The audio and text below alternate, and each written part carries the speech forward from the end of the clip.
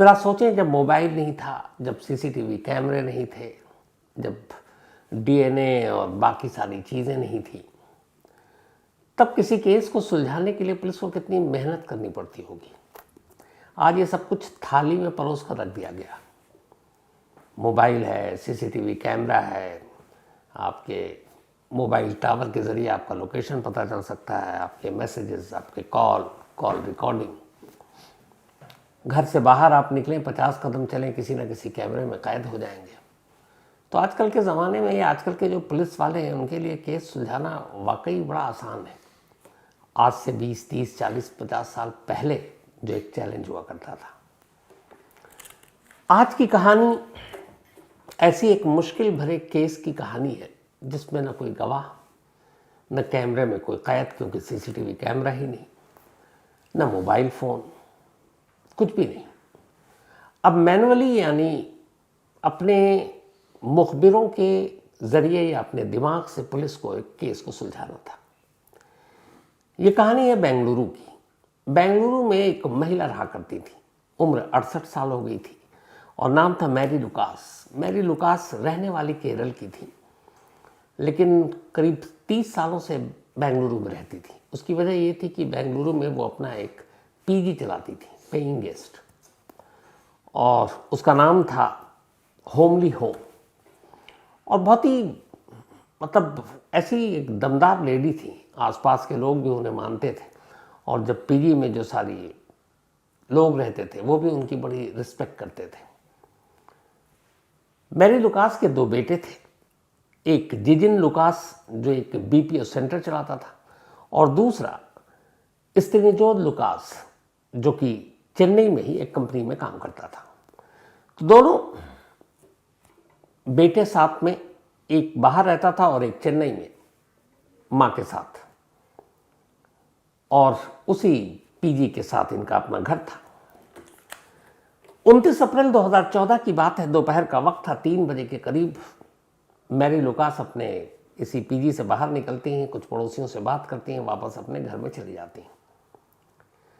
1 घंटा बीतता है, शाम के 4 बज गए। रूटीन था दोनों बेटों का, क्योंकि माँ की उम्र थी 68 साल, बुजुर्ग थी, तो वो हर 2 घंटे में एक बार कॉल करके घर पे ज़रूर पूछ लेते थे। तो उन्होंने घर पे लैंडलाइन पे फ़ोन किया, पर मैरी ने फ़ोन नहीं उठाया। चूँकि सितनौत खुद चेन्नई में रहता था, तो उसे बड़ा अजीब लगा कि नहीं उठाया। उसी वक्त फिर दूसरे भाई का भी फ़ोन आया उसके पास और कहा कि मम्मी फ़ोन नहीं उठा रही है। और जनरली ऐसा होता नहीं है, क्योंकि बेटों की ये ड्यूटी में शामिल था कि वो अपनी माँ को एक बार ज़रूर फ़ोन करते थे।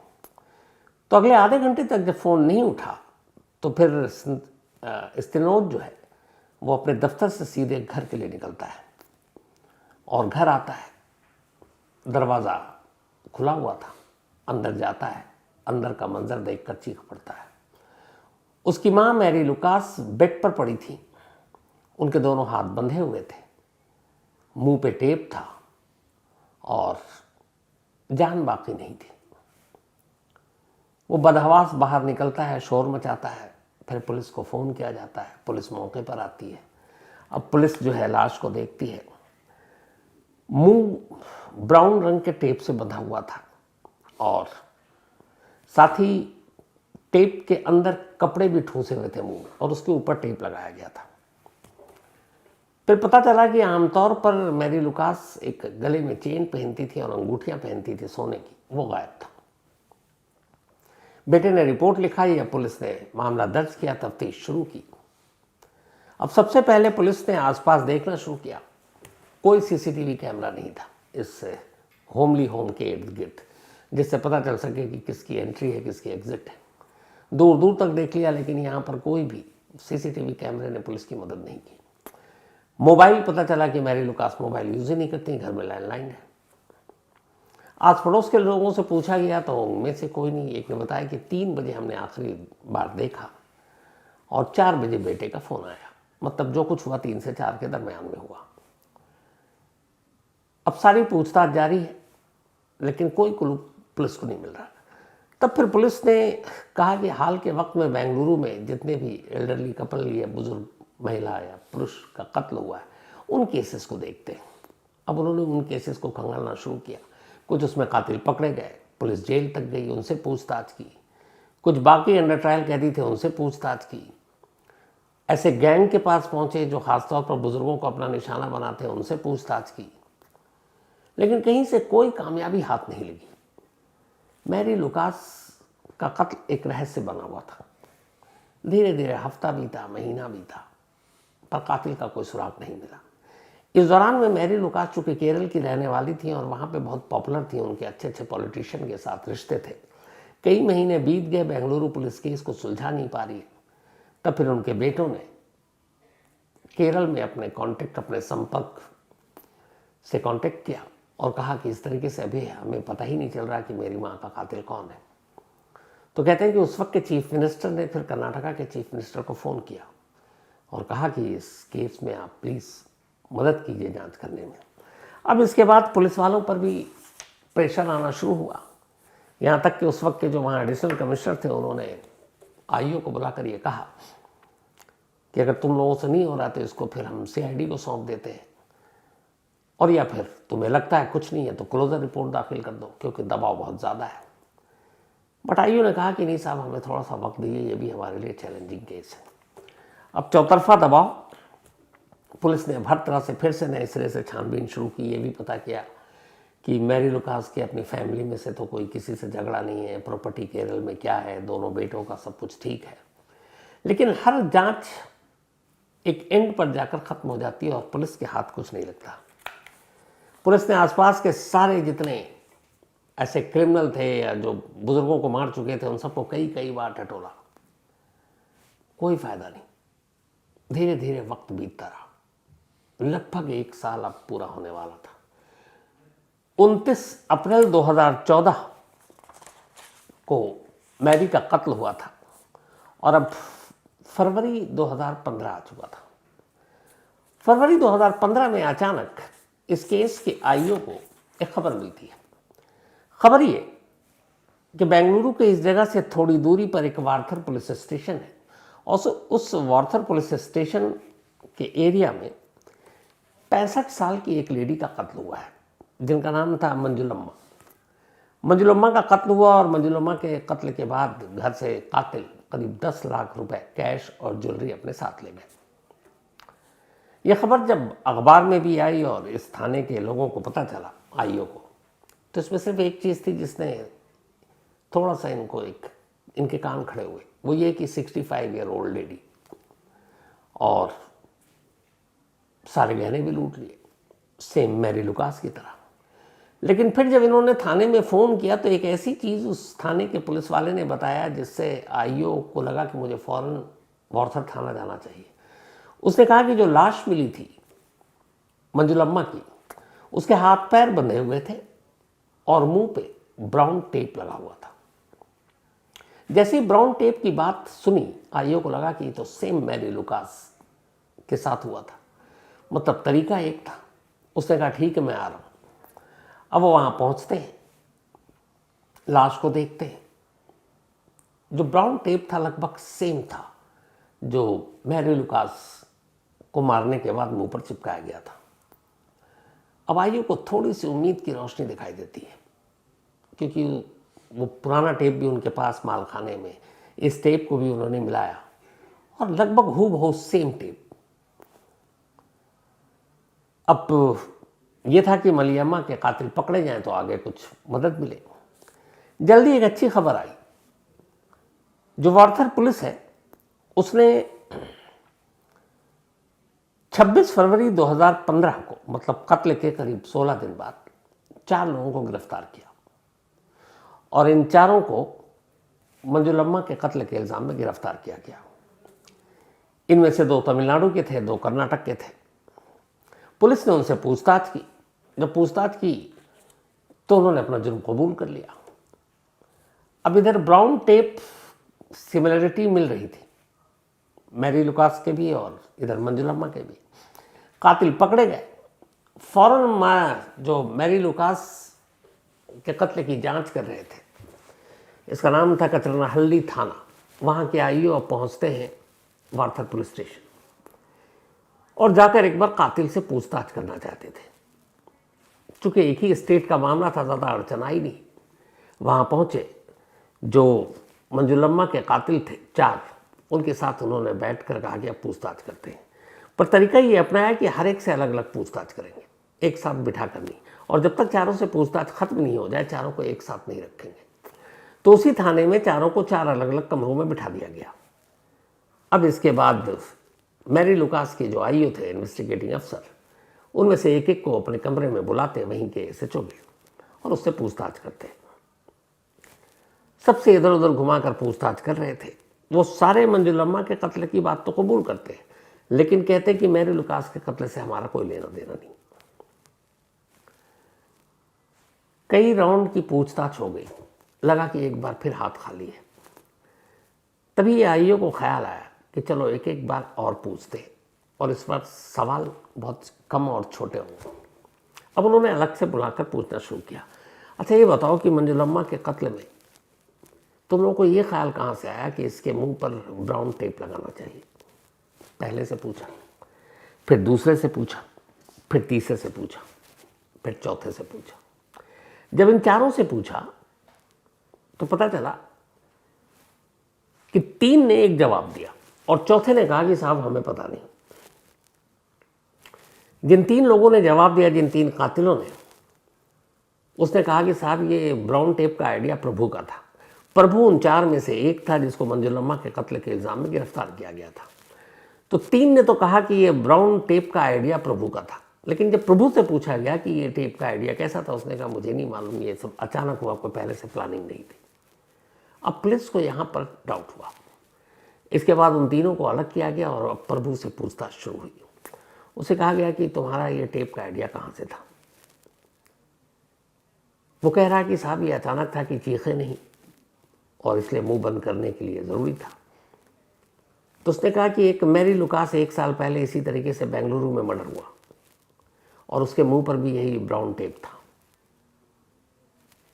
तुमने कत्ल किया था। पहले तो वो घबराया, फिर बोला नहीं मेरा उस कत्ल से कोई लेना देना नहीं था। लेकिन फिर पुलिस ने उससे ढंग से पूछताछ की। वो बड़ा होशियार इनकार करता रहा। इस दौरान में मंजुलम्मा के घर पर जब कत्ल हुआ था तो उस कत्ल के दौरान वहाँ से फिंगरप्रिंट्स उठाए गए थे। जो मैरी लुकास का कत्ल हुआ था वहाँ से भी फिंगरप्रिंट्स उठाए गए थे। तो अब उस फिंगरप्रिंट्स जो था उससे अब प्रभु का मिलान कराया गया, एक जगह मैच कर गया। जब मैच कर गया तो प्रभु के पास कोई रास्ता नहीं था। फिर प्रभु ने कहा कि साहब ये इन्होंने किया तो था, लेकिन ये गैंग नहीं था, हमारा दूसरा गैंग था, और उस दूसरे गैंग ने मैरी लुकास का कत्ल किया था। अब उसने नाम बताए 2, एक का नाम था विजय और एक का नाम था थंग राजू। ये दोनों धर्मपुरी डिस्ट्रिक्ट चेन्नई के थे।